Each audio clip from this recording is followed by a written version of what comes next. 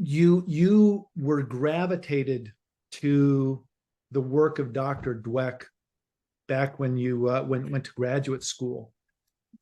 Tell me a little bit more about that. Sure. So I went to grad school looking to do a pivot in my career. I had spent a couple of years in investment banking and 5 years in venture capital. And at the time, at some point in there, I thought that was the dream job for me. I grew up in Venezuela. I never thought I would live outside of Venezuela and work in Wall Street and work in Silicon Valley.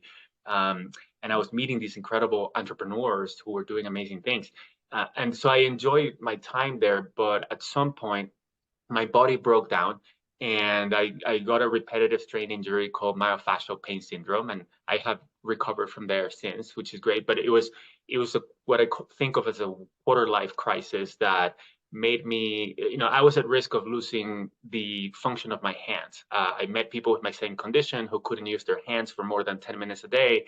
And that worried me. I was 27 years old. I didn't know how to do anything without my hands. I realized I better do something useful with my hands while I have them. I don't know how long I'll have them, and I don't know how long I'll be alive.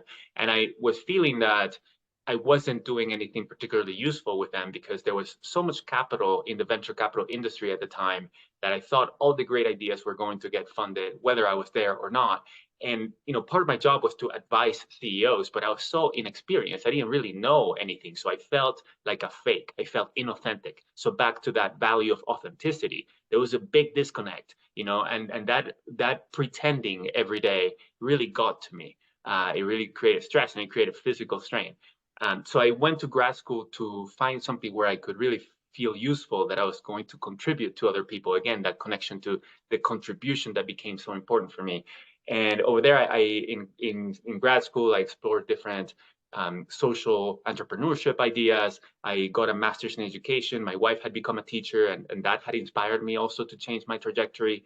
And I met Carol Dweck, and she had done research for several decades on growth mindset.